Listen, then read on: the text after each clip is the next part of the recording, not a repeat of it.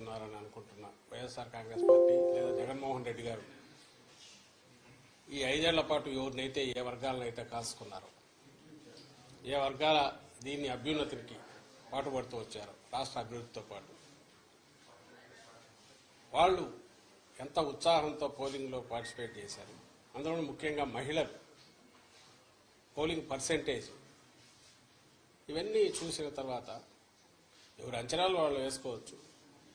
మాకైతే ఖాయంగా కనపడుతోంది గవర్నమెంట్ వస్తుంది, చాలా బాగా వస్తుంది. మొన్నటికి అంత కూడా జరిగింది, మిగిలిన చోట్ల జరిగిన చోట్ల కూడా పోలింగ్ పర్సెంటేజ్ పెరిగాయి. ఓటింగ్ జరిగే శాతాన్ని బట్టి చూసి యాంటీ ఇన్కంబెన్సీ అనుకుందామంటే మీరు గమనించిన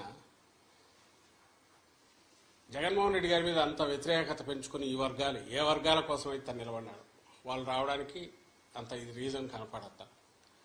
లేదు వీళ్ళందరూ చంద్రబాబు నాయుడు కానీ ఆయన పార్టీ కానీ పెట్టిన సూపర్ 6 అనే ఇది కానీ లేదా ఆయన అర్జెంటుగా తెచ్చుకోవాలని వాళ్ళ కోరికుందా అని చూద్దామంటే అంతా అటువైపు కనపడలేదు. ఎందుకంటే చంద్రబాబు నాయుడికే తన అజెండా మీద నమ్మకం లేదు. ఆయన సూపర్ 6 గురించి కూడా ప్రచారం చేసుకోవాలి. ఆయన ఎంతసేపు ఉన్నా జగన్మోహన్ రెడ్డి గారి మీద వ్యక్తిగతంగా దాడులు లేదా వివేకానంద రెడ్డి హత్యను ఇంకా గొడ్డలు అనడము, ఇంకోటి కుటుంబం దీన్ని వాళ్ళకు సంబంధించిన కుటుంబ సమస్యలు తీసుకొచ్చి పెట్టడము, లేదు లాస్ట్లో ల్యాండ్ టైటిలింగ్ యాక్ట్ అని ఇంకోటి తీసుకొచ్చి ఒక అర్థం లేని ఇది దేన్నైతే వాళ్ళు ఆ రోజు సపోర్ట్ చేశారు, దేన్నైతే ఈరోజు ఐ థింక్ నీతి ఆయోగ్ వాళ్ళ దాంట్లో కూడా ఉంది, దాన్ని ఒక ఇష్యూ కింద చేసి ఆయన ఇచ్చిన హామీలే గట్టిగా చెప్పుకోలేని వచ్చాడు. ఎందుకంటే ఆయనకే నమ్మకం లేదు. ఇంతకుముందు కూడా చెప్పాం, అది హామీలను అమలు చేస్తాడే నమ్మకం జనానికి లేదని, ప్రజలకు లేదని. అది ఆయనకు అవగాహన ఉంది కాబట్టి అది వదిలేసి కేవలం వైఎస్ఆర్ కాంగ్రెస్ పార్టీని లేదా వైఎస్ఆర్ కాంగ్రెస్ పార్టీ నాయకులను అందరికంటే ముఖ్యంగా జగన్మోహన్ రెడ్డి గారిని వ్యక్తిగతంగా దూషిస్తూ మొత్తం వాళ్ళ క్యాంపెయిన్ అంతా దాంట్లో నడిచింది. సో ఆ నేపథ్యంలో ప్రజలు ఆయన ఇచ్చిన హామీల మీద నమ్ముకొని వచ్చింటున్నారనడానికి అది కనపడట్లా. ఉంటే ఆయనే చెప్పేవాడు దాని గురించి, వాళ్ళు దాని గురించి మాట్లాడేవాడు. వేరే మా నాయకుడు ఆయన మొత్తం ఒకే థీమ్ మీద మీరు గమనిస్తే ఈ 5 ఏళ్ల పాటు తాను రాష్ట్ర అభివృద్ధికి సంక్షేమం ద్వారా లేదా మొత్తం డీసెంట్రలైజేషన్ ఆఫ్ పరిపాలన సుపరిపాలన అందించడం ద్వారా తాను ఏం చేశాడో ఇవే చెప్పాడు. ఇవి కంటిన్యూ కావాలా అనుకుంటే నన్ను దీవించండి అని అడిగాడు. ఈ థీమ్ బలంగా కంటిన్యూస్ జనంలోకి వెళ్తూ వచ్చింది.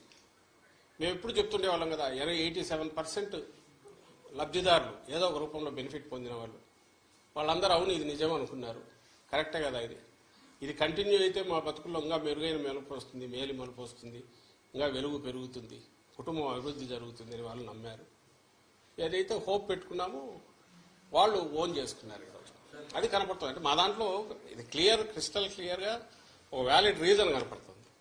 నాకు టీడీపీ వైపు నుంచి ఒక్క రీజన్ చెప్పండి, మేము మీడియానే అడుగుతున్నాం, ఇదిగో ఈ రీజన్ వల్ల వీళ్ళకి వచ్చి ఉండొచ్చు కదా అని అనుకోవడానికి ఒక్కటి చెప్పండి. అప్పుడు ఇదే వస్తుంది.